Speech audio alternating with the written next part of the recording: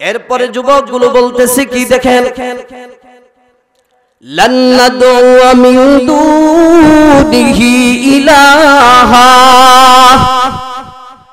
অতএব আমরা আমাদের রব আল্লাহর উপর ঈমান এনেছি, আর আমরা আল্লাহকে ছাড়া অন্য কারো সামনে মাথা নত করতে পারি না। সুবহানাল্লাহ, জোরে বলবেন না?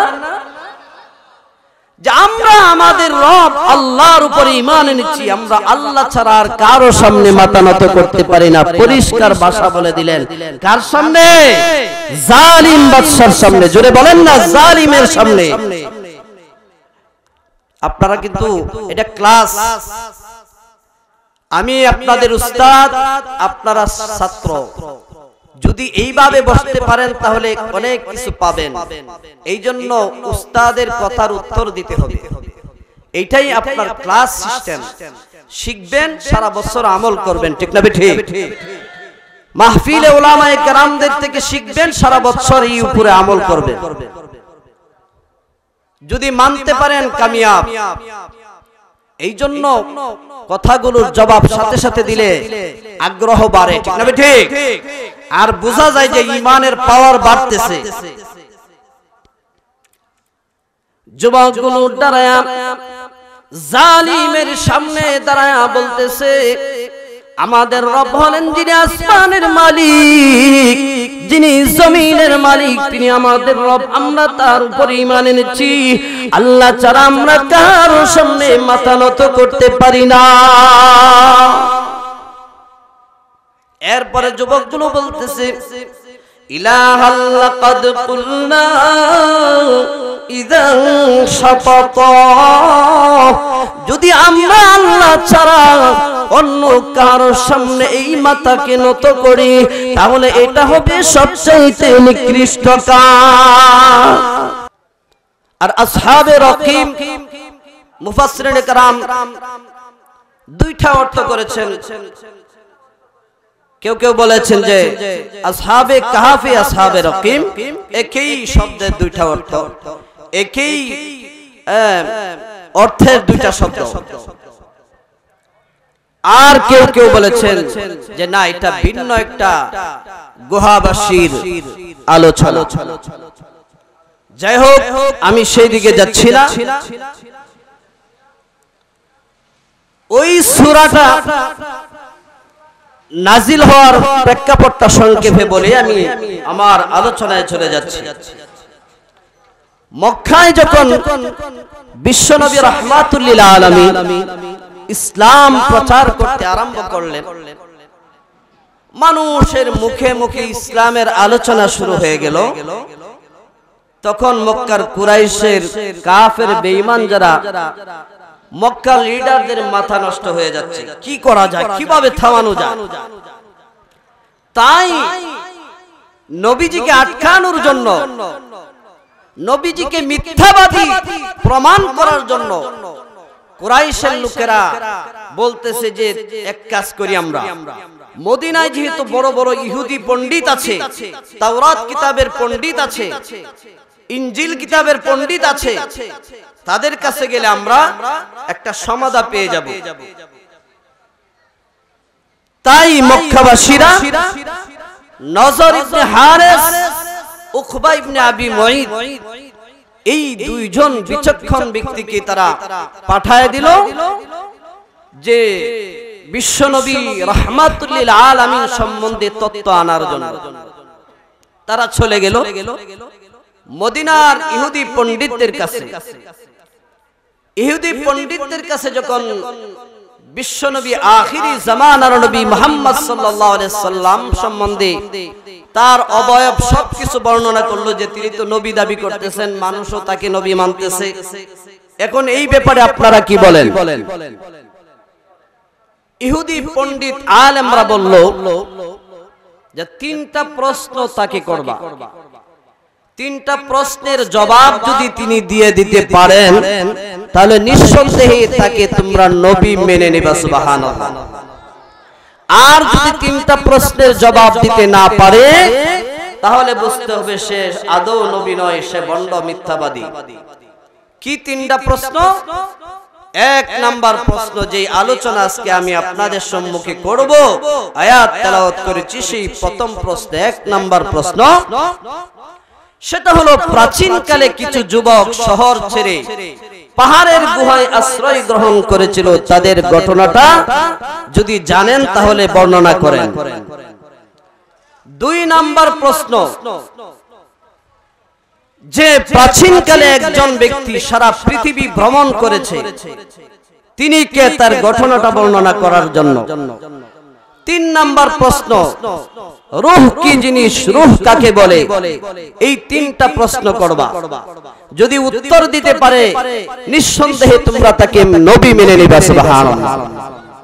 আর যদি উত্তর দিতে না পারে তাহলে বুঝবা যে তিনি সত্যিকারের নবী নয়।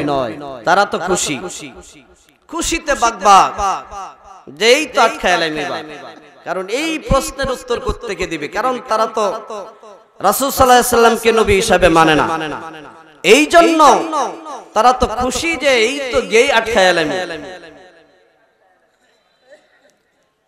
তারা মক্কায় চলে আসলো, সকলেই মিলে নবীজিকে প্রশ্ন করলো।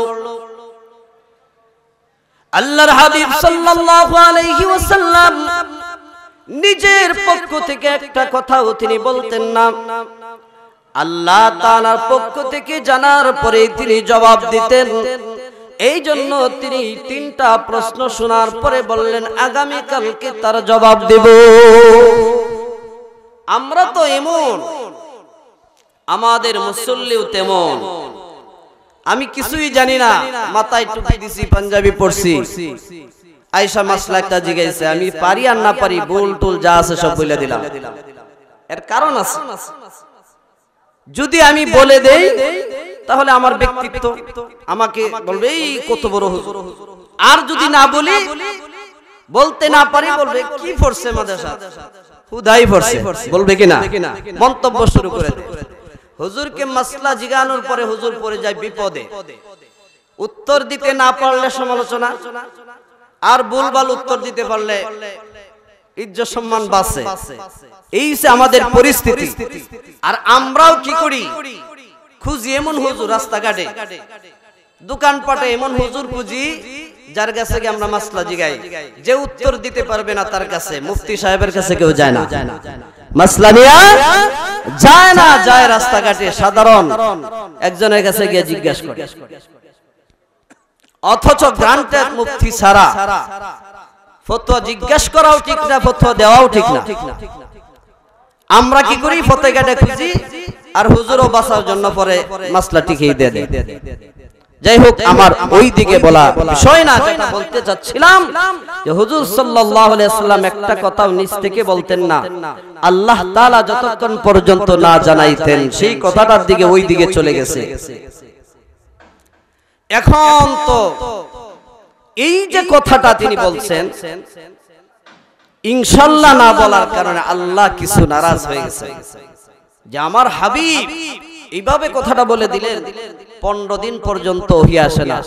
ওই দিক দিয়ে কাফের বেঈমানরা তো একবারে মনে করেন পুরা নাই শুরু হয়ে গেছে, এই তো দেখা যায় তার ভণ্ডামি শেষ, উত্তর দিতে পারে না, এই না সেই না, যা মন চা।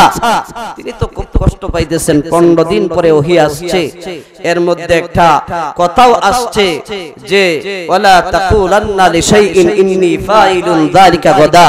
ওগো নবীজি, ভবিষ্যতে কোনো কথা যদি বলেন তাহলে এইভাবে বলবেন না যে আগামী কালকে বলে দেব, 1 ঘন্টা পরে বলবো, এইভাবে না, ইনশাআল্লাহ, আল্লাহ যদি তৌফিক দেয়। আল্লাহর তৌফিক ছাড়া কোনো কিছু করা সম্ভব? কি বলেন, সম্ভব? আপনার যত টাকা পয়সা, যত পাওয়ার ক্ষমতা, যত সুস্থ আপনি থাকেন না কেন, আল্লাহর তৌফিক ছাড়া কোনো কিছুই করা সম্ভব নয়। এই জন্য প্রত্যেকটা ভালো কাজের শুরুতে কাউকে কোনো ওয়াদা দিতে গেলে ইনশাআল্লাহ, আল্লাহ যদি তৌফিক দেয় তাহলে এই কাজটা করব, আল্লাহ যদি তৌফিক দেয় তাহলে তোমার এই ওয়াদাটা রক্ষা করব, এইভাবে বলতে হবে, ঠিক না? এখান থেকে আমরা শিক্ষা পেয়ে গেলাম যে ভালো কোনো কাজের ওয়াদা যখন কারো সঙ্গে করব তখন সরাসরি না বলে কি বলবো, ইনশাআল্লাহ। যাই হোক, এই সূরা কাহাফ তিনি নিয়ে আসলেন, নাজিল করলেন। এই সূরা কাহাফের যে আয়াতটা তেলাওয়াত করলাম, আম হাসিবতা আন্না আসহাবাল কাহফি ওয়ার রাকিব কানু মিন আয়াতিনা আজাবা। আল্লাহ রাব্বুল আলামিন প্রিয় নবী মুহাম্মদ মুস্তাফা সাল্লাল্লাহু আলাইহি ওয়াসাল্লামকে ডাকতে বলেন, ও আমার হাবিব, আপনি কি মনে করেন আমার যত নিদর্শনাবলী এই পৃথিবীতে আছে, এই সমস্ত নিদর্শনাবলীর মধ্যে আসহাবে কাহাফের ঘটনাটা কি সবচেয়ে আশ্চর্য ধরনের? ওগো নবীজি, না না, এইটা এত বড় তেমন কোন আশ্চর্য ধরনের নয়। আমি আল্লাহ রাব্বুল আলামিনের চেয়ে আরো বড় বড় আশ্চর্য ধরনের ঘটনা আমি এই পৃথিবীতে ঘটিয়েছি। আল্লাহ রাব্বুল আলামিন এই যে এত বিশাল আসমান যে আল্লাহ তাআলা স্বর্ণ আকারে রেখেছেন, কোন খুঁটা আছে? কোন কিছুর মধ্যে আছে? এর চাইতে বড় আশ্চর্য ধরনের বিষয় আর কি হতে পারে? শুধু তাই নয়, মক্কার কাফের বেঈমানরা যখন নবীজিকে বললেন যে আপনি যদি আসমানের চন্দ্রকে দ্বিখণ্ডিত করে দেখাইতে পারেন তাহলে ঈমান আনবো, নবীজি আল্লাহর নামে ইশারা করলেন, সাথে সাথে দ্বিখণ্ডিত হয়ে দুই টুকরা একটা পাহাড়ের উপরে আর একটা পাহাড়ের নিচে পড়ে থরথর করে কাঁপতেছে। এর চাইতে বড় আশ্চর্য ধরনের ঘটনা আর কি হতে পারে? এইভাবে শত শত আশ্চর্য ধরনের ঘটনা রয়ে গেছে।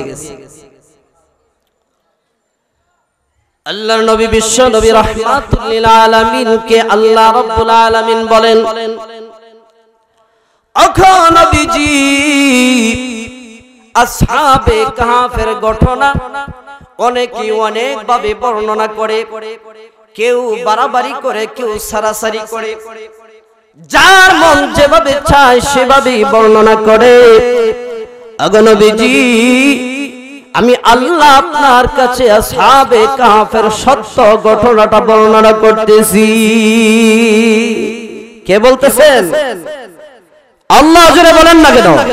কে বলতেছেন? আল্লাহ। কারণ এই ঘটনা এক একজন এক এক ভাবে বর্ণনা করেছেন, এই জন্য আল্লাহ বলতেছে আমি সত্য ঘটনা আপনার কাছে বলতেছি। নাহনু নাকুসু আলাইকা নাবাহুম বিল হক। আল্লাহ বলেন, ওগো নবীজি, আমি আসহাবে কাহাফের সত্য ঘটনা আপনার কাছে বর্ণনা করতেছি। ইন্নাহুম ফিতয়াতুন আমানু বিরাব্বিহিম ওয়াজিদনাহুম হুদা। আসহাবে কাহাফের সত্য ঘটনা হলো, আল্লাহ রাব্বুল আলামিন বলেন, ইন্নাহুম ফিতয়াতুন আমানু, তারা ছিল কয়েকজন যুবক যারা আল্লাহর উপরে ঈমান এনেছিল। ফলে আল্লাহ রাব্বুল আলামিন ঈমানের পথে, হেদায়েতের পথে চলার পথকে আল্লাহ তাআলা বৃদ্ধি করে দিয়েছিলেন।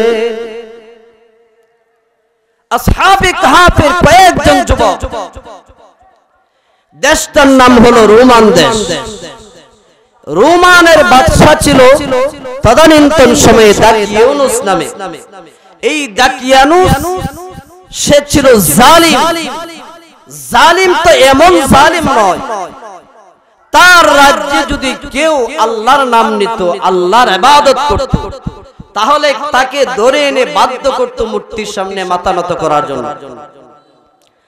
অর্থাৎ কোন ঈমানদার প্রকাশ্যে ঈমানের দাবি করতে পারত না, এত বড় জালিম ছিল।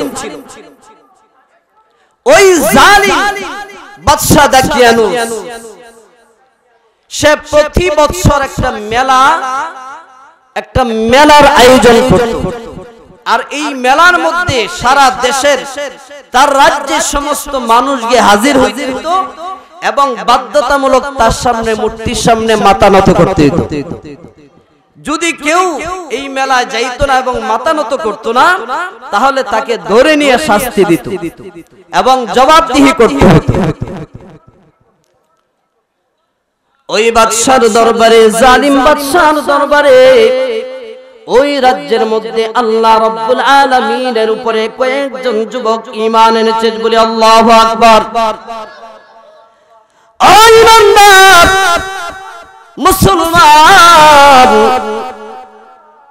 কিয়ামত পর্যন্ত একটা দল থাকবে যারা কোন জালিমকে ভয় করবে না, কোন পিস্তল কামান বোমা কোন কিছুই, কোন নির্যাতন জুলুম কোন কিছুই ভয় করবে না, নিঃসন্দেহে নির্দ্বিধায় আল্লাহর উপর ঈমান আনবে,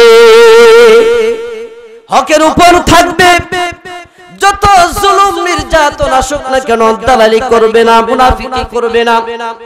আমাদের খাসলত হলো ইমানদার মুমিন মুসলমান নাম দিয়ে আমরা আজকে দাদা বাবুদের দালালি করি, মুনাফিকি করি, ইসলামের বারোটা বাজাই ঠিক যাবে।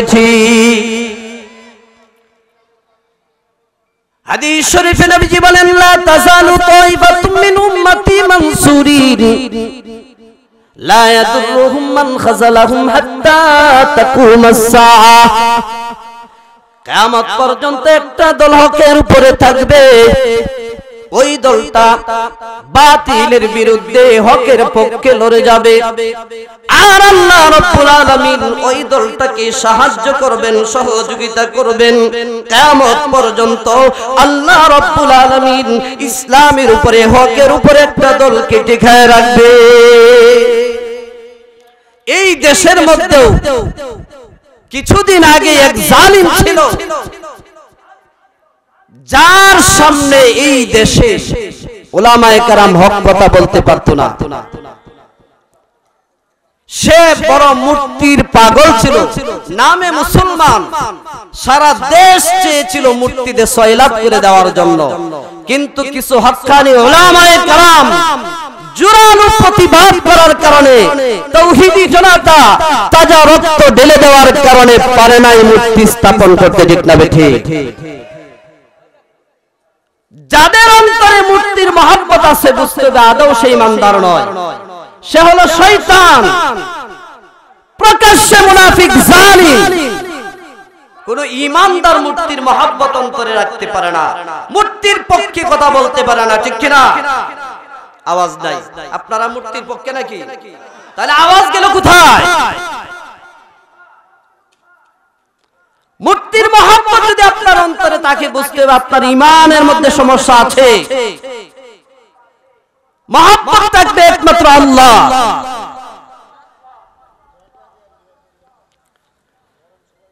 যাই হোক,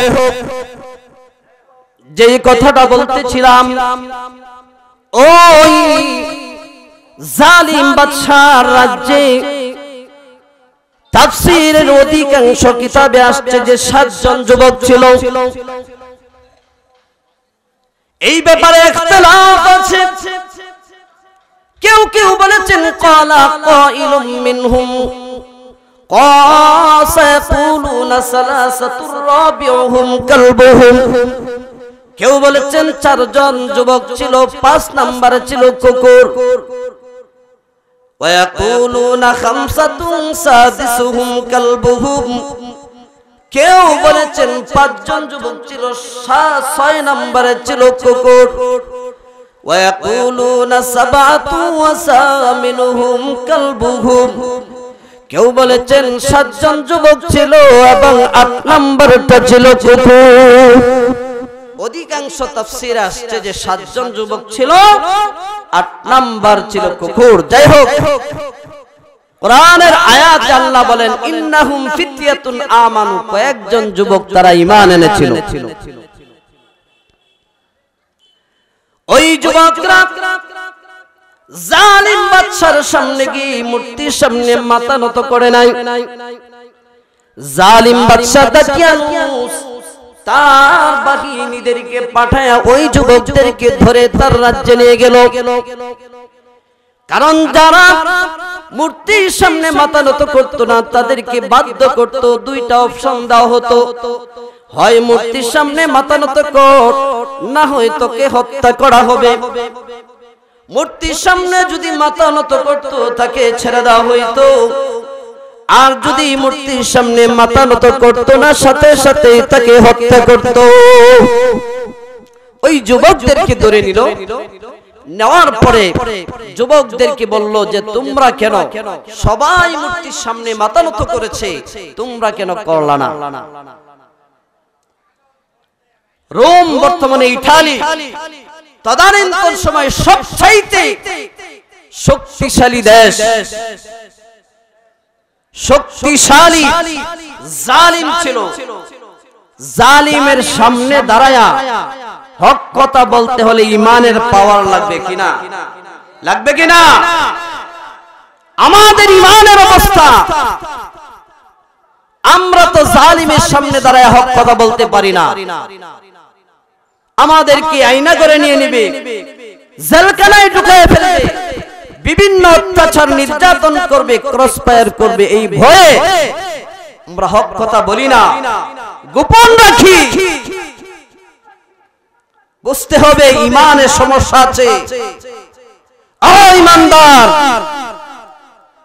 হাজার বছর বেঁচে থেকে লাভ কি বলো? দালাল আর মুনাফিক আর নাস্তিক ইহুদি খ্রিস্টান হইয়া দাদা বাবুদের দালালি করে হাজার বছর বেঁচে থেকে কোনো লাভ নাই। আছে ইমান নিয়ে একদিন তাকাই ভালো, ঠিক না বেঠে? শেল হয়ে হাজার বছর বেঁচে থেকে লাভ কি বলো? তার চেয়ে একদিন হলেও বাঘের মতো বাছা ভালো। একদিন বাঁচবো, বাঘের মতো বাঁচবো। কোন নাফরমান জালিমের সামনে আমার আল্লাহকে ছোট করা যাবে না, আল্লাহর সঙ্গে শিরিক করা যাবে না, ঠিক না বেঠে? আল্লাহ রাব্বুল আলামিন ওই যুবকদের অন্তরের মধ্যে আল্লাহ তাআলা ঈমানকে মজবুত করে দিয়েছেন।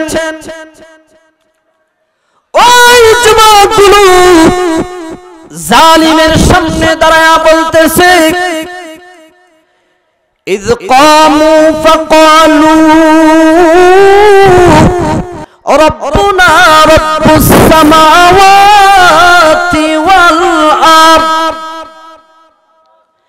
যুবকরা ওই জালিমের সামনে দাঁড়ায়া গেল, জালিমের সামনে দাঁড়ায়া বলতেছে, হে রুমের জালিম শুনে রাখো, রব্বুনা রব্বুস সামাওয়াতি ওয়াল আরদ, আমাদের রব তো হলো তিনি যিনি আসমানের মালিক, যিনি জমিনের মালিক।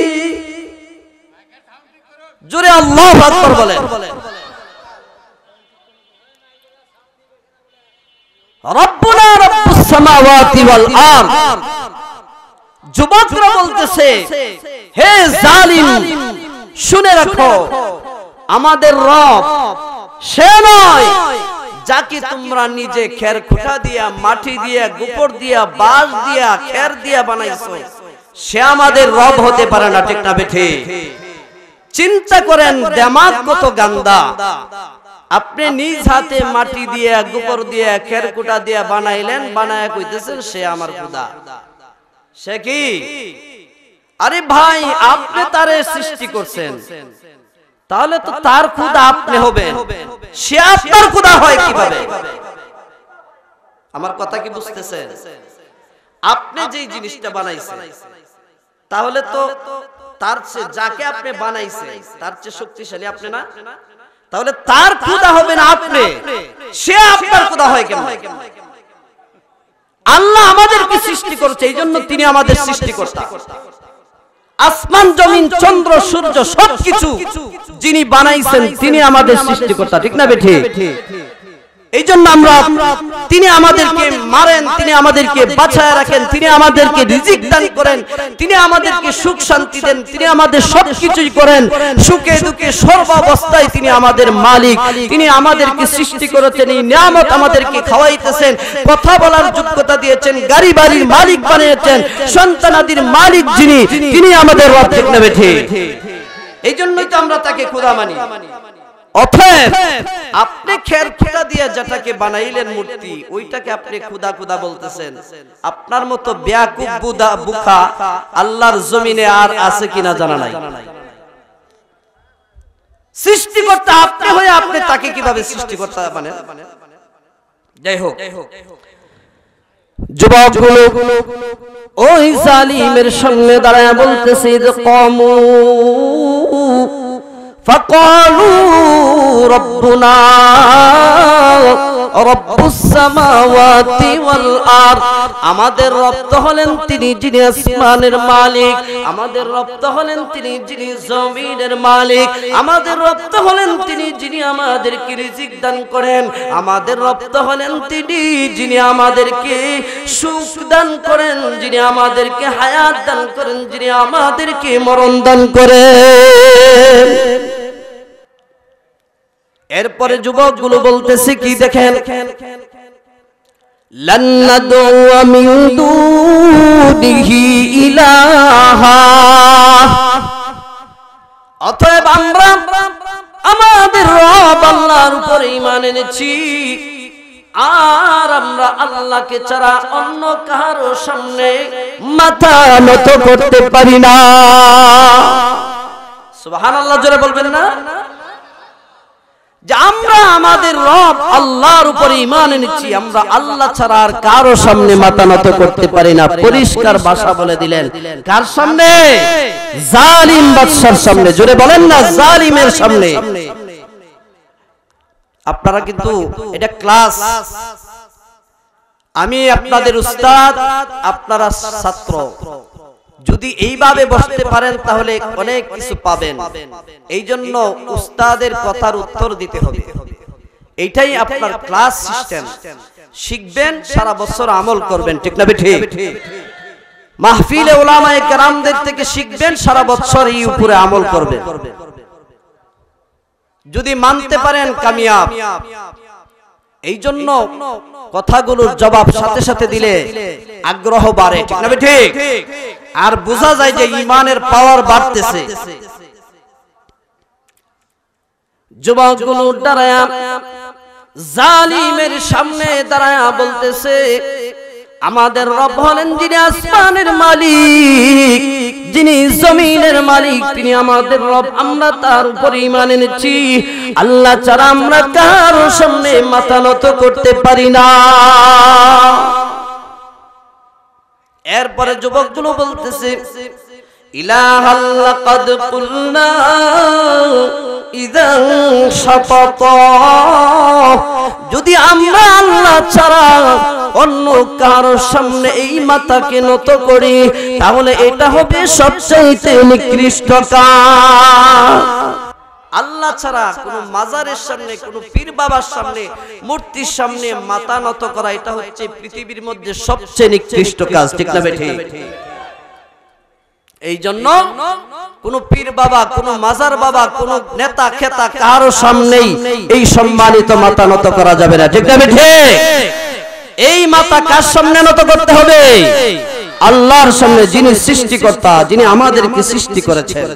অতএব সৃষ্টি যার আইন চলবে, তার কোন দাদা বাবুর কথায় আমরা চলতে পারবো না, ঠিক না ঠিক? কোরআন আইনে দেশ চলবে। প্রত্যেকটা বইয়ের সিলেবাসের মধ্যে কোরআন হাদিসের কথা থাকবে। আমরা ঈমানদার মুসলমান, আমরা কারো দারদারি নয়, কারো গোলাম নয়, কারো চাকর নয়। আমরা আমাদের মাইন্ড চলে গেছে, আমরা গোলামির মাইন্ডে আমরা চলি, যার কারণে আমাদের উপরে এই আযাব গজব একের পর এক আসতেছে। এই মাইন্ড চেঞ্জ করতে হবে। যুবকগুলো যখন দাঁড়ায় বাতিলের সামনে, জালিমের সামনে বলে দিল, ওই জালিম তখন ডাক দিয়ে বলে, তোমরা যুবক মানুষ, তোমাদেরকে একটু সুযোগ দিলাম, কয়েকদিন একটু চিন্তা ভাবনা করে দেখো কি করা যাবে। তবে আমার কথা যেটা, এটাই সঠিক, যদি তোমরা মূর্তির সামনে মাথা নত না করো তাহলে তোমাদেরকে হত্যা করা হবে। তবে এই মুহূর্তে আমি তোমাদেরকে হত্যা করতেছি না, একটু সময় দিলাম, একটু চিন্তা ভাবনা করো।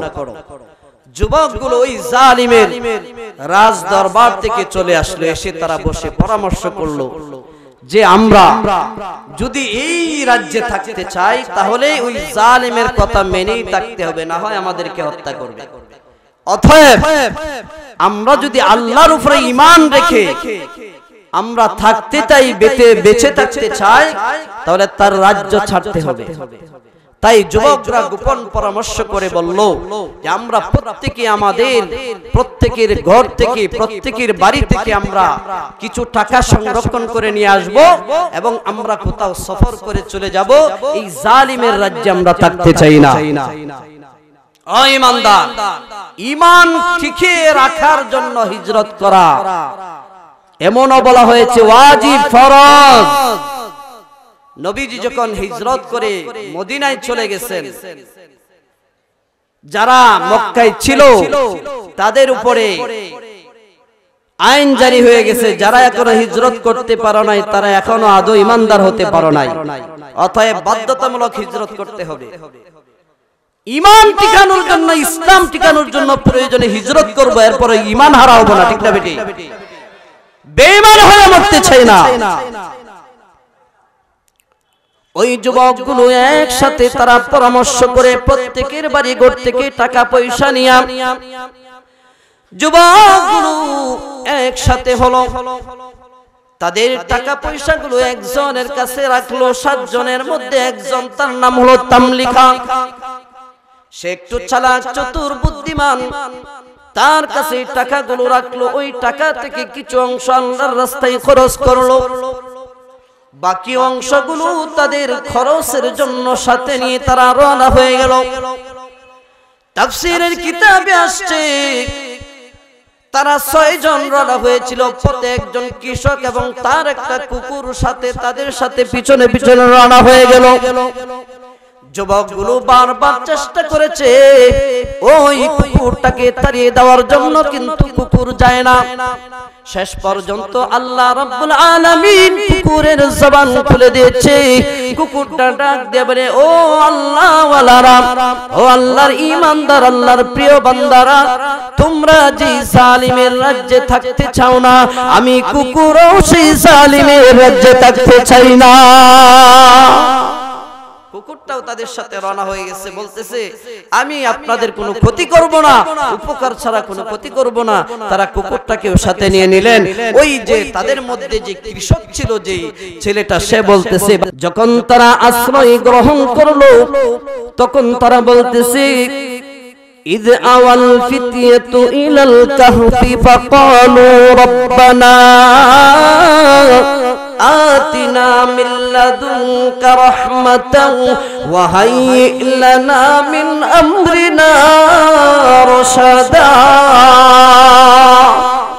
যুবকগুলো যখন পাহাড়ের গুহায় আশ্রয় গ্রহণ করলো, আশ্রয় গ্রহণ করার পরে তারা বলতেছে, রব্বানা আতিনা মিন লাদুনকা রাহমাহ, ওগো আমাদের রব, আমাদের উপরে আপনার রহমত নাজিল করুন এবং আমাদেরকে আপনার সরল সঠিক পথে চলার জন্য আমাদেরকে রাস্তাঘাট সব সহজ করে দেন।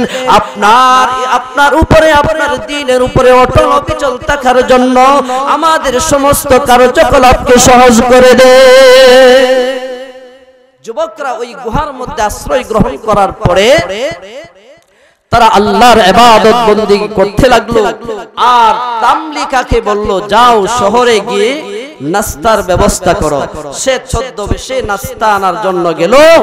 নাস্তা আনতে গিয়ে সে সংবাদ পেয়ে গেল ওই দাখিয়ানুস বাদশা ওই জালিম যুবকদেরকে খুঁজতেছে, তাদেরকে ধরে নিয়ে মেরে ফেলার জন্য।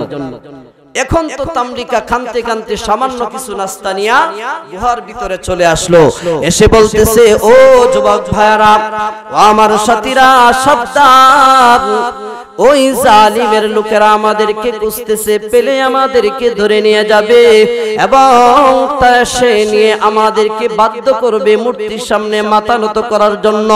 যদি আমরা মূর্তির সামনে মাথা নত না করি তাহলে সে আমাদেরকে মেরে ফেলবে। অতএব হে সাবধান হয়ে যাও। আর একটা কথা শুনে রাখো, জালিম যদি আমাদেরকে ধরে নিয়েও যায়, যদি আমরা জালিমের কাছে ধরা পড়ে যাই তাহলে আমরা জীবন দিব, ঈমান দেব না। ও মুসলমান, আমরা জীবন দিব, ঈমান দেব না, ঠিক না ঠিক? প্রস্তুতি গ্রহণ করেন আর ঘুমিয়ে কোথায় থাকবেন। গজওয়াতুল হিন্দ হবে। এই ভারতের যে জালিম মোদি কসাই, এই ভারতকে আমরা বন্ধু ভাবি, আদৌ তারা আমাদের বন্ধু ছিল না, বর্তমানেও নাই, ভবিষ্যতেও থাকবে না। এই ভারতবর্ষের ইহুদি খ্রিস্টান বৌদ্ধ নাস্তিক মুনাফিকদের সাথে এই বাংলার জমিন এবং ভারতের মুসলমান ঐক্যবদ্ধ হইয়া ওই ভারতের জালিমদের সাথে একটা যুদ্ধ হবে, যেই যুদ্ধটার নাম হচ্ছে গজওয়াতুল হিন্দ। নবীজির হাদিস মিথ্যা হতে পারে না। এরা আদৌ আমাদের বন্ধু নয়। যদিও আমরা জোর গলায় বলি, যারা বলে ভারত আমাদের বন্ধু, বুঝতে হবে এরাই হচ্ছে ভারতের দালাল। কথার আওয়াজ নাই, কারণ আমরা দালালি করছি, বোঝা যায়। তাহলে আওয়াজ হয় না কেন? ভারতের বিরুদ্ধে যুদ্ধ হবে, প্রত্যেকেই অস্ত্রের ট্রেনিং সরকারিভাবে দিতে হবে। আমরা বুকার সাগরে থাকতে চাই না। আমরা কি শুধু মার খাবো নাকি?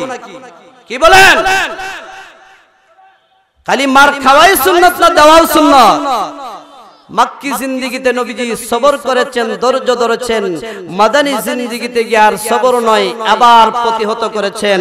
একটা দিলে একটা সাথে সাথে লাগানো, ঠিক না ঠিক? অতএব কোন জালেম যদি আমাদের উপরে আঘাত করে, আমরা আঘাত করব, ঠিক না ঠিক? আর সেই আঘাত করতে হলে প্রস্তুতি নিতে হবে কিনা? ট্রেনিং দিতে হবে কিনা? অতএব প্রস্তুতি নিতে হবে। ইমানদার উলামায়ে কেরামের পিছনে থাকবেন তো ইনশাআল্লাহ।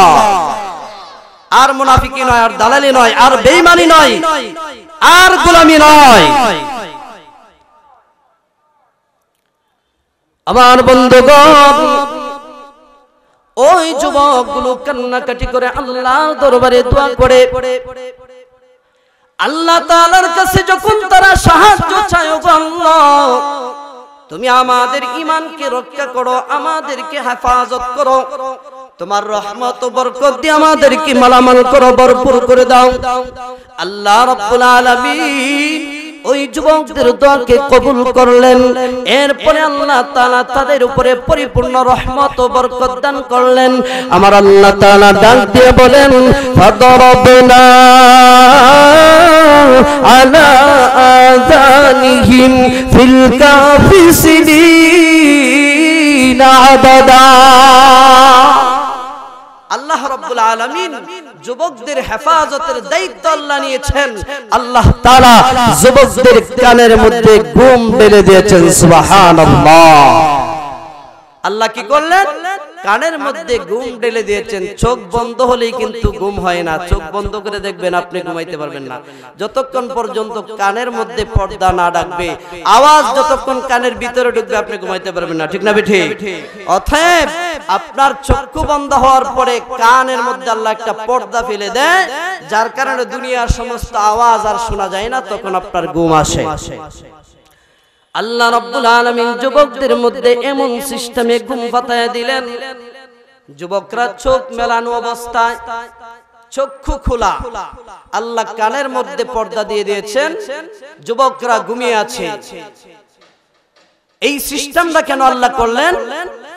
তাদের যে কুকুরটা ছিল, ওই কুকুরটা চৌকাঠের পাশে এইভাবে জীবিত কুকুরের মতো দুই ঠ্যাং সামনে দিয়ে বসে আছে, তাকানো অবস্থা। এই অবস্থায় আল্লাহ ঘুম পাতায় রাখছে, যার কারণ হলো যাতে করে কোনো কাফের বেঈমান মুনাফিক যাতে করে দেখে মনে করে যে তারা সজাগ আছে, ঘুমায় নাই, যাতে করে কোনো ক্ষতি করতে না পারে। আপনি যদি সজাগ থাকেন তাহলে সুর ঢুকবে আপনার ঘরে। দেখবেন কিছু মানুষ আছে ঘুমাইতেছে কিন্তু চোখ তাকানো, সুর দেখলে আর ঢুকবে না, বুঝলেন তো? সোজা, ঠিক না ঠিক? আর যদি চোখ বন্ধ থাকে তাহলে দেখবেন সুর ঢুকবে আপনার ঘরে।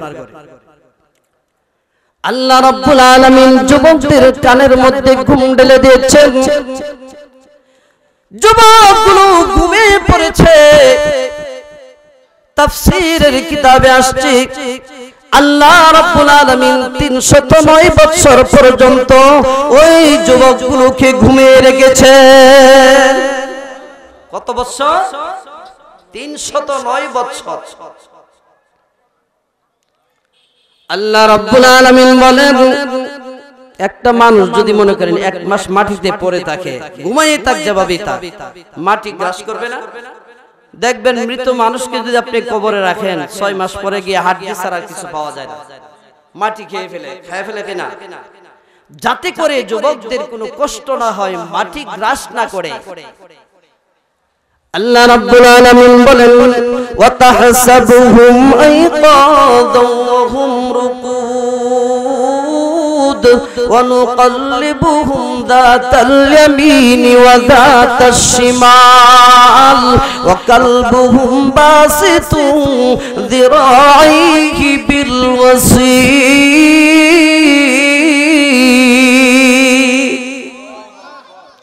আল্লাহ তাআলা বলেন আপনি যদি দেখতেন, ধারণা করতে পারতেন না এমন একটা অবস্থা, তাদের কানের মধ্যে ঘুম দিয়েছেন, তারা জাগ্রত অবস্থায় দেখলে আপনি ভীত হয়ে যাবেন, কেউ যদি দেখে সে ভয় পেয়ে যাবে।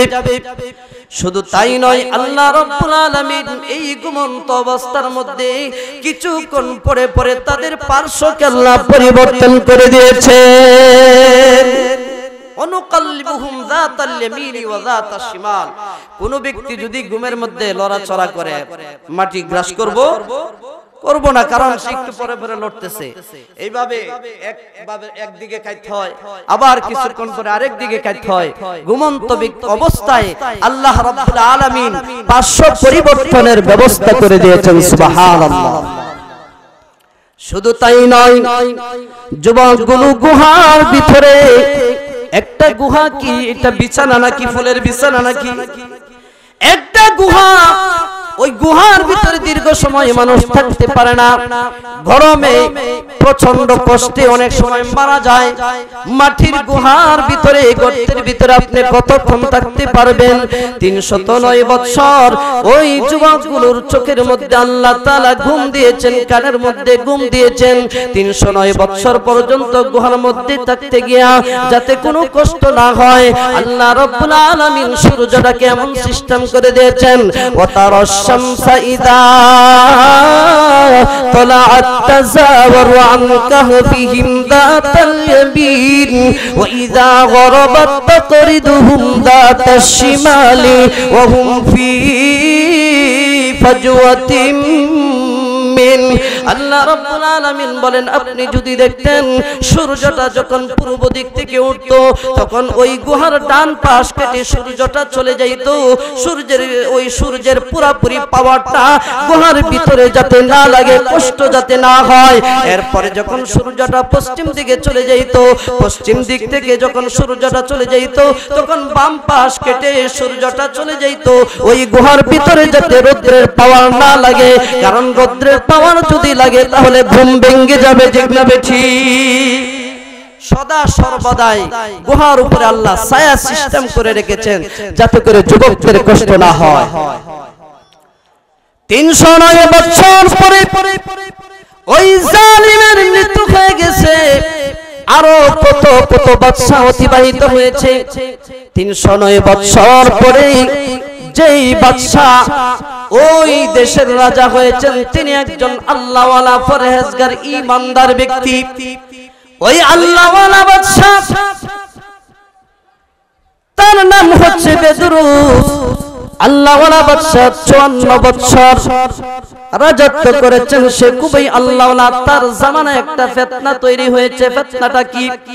মানুষ 3 দলে বিভক্ত হয়ে গেছে। এক দল বলে আল্লাহ বলতে কিছু নাই, বলেন নাউজুবিল্লাহ, বলে হাসর বলতে কিছু নাই, মানুষ মরলে মাটি হয়ে যায় বসে।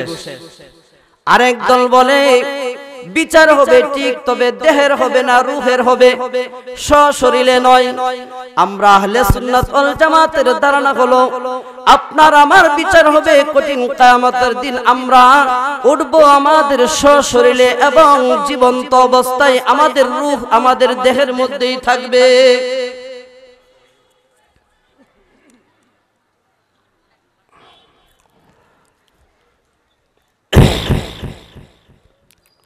আমরা উঠবো সশরীরে। এক দলের ধারণা হইল যে মানুষ মরে যাবে, শেষ, আর কোনো বিচার হবে না, এদেরকে বলা হয় নাস্তিক। আরেক দলের ধারণা হলো যে বিচার হবে ঠিক, রূহের হবে, দেহের নয়। আরেক দল বলে রূহেরও হবে, দেহেরও হবে। এখন ওই বাদশা বুঝায়া তাদেরকে কোনোভাবে আনতে পারে না। শেষ পর্যন্ত বাদশা একটা ঘরের মধ্যে ঢুকে দরজা লাগে আল্লাহর কাছে কান্নাকাটি শুরু করে দিয়েছে। আল্লাহ রাব্বুল আলামিন যে কিয়ামত যে সত্য সশরীরে যে হবে এটার একটা প্রমাণ আল্লাহ তুমি দেখাও। 309 বছর পরে আল্লাহ তাআলা ওই যুবকদেরকে জীবন্ত করে দিলেন, ঘুম ভেঙে দিলেন। যুবকরা যখন চলে আসলো, সম্মানিত হাজিরিন, ঘটনাটা আমি শেষ করতে পারছি না যেহেতু আমার পরে যিনি আলোচনা করবেন তিনি চলে আসছেন। বিস্তারিত আলোচনাটা শেষ করতে গেলে আরো একটু সময়ের দরকার।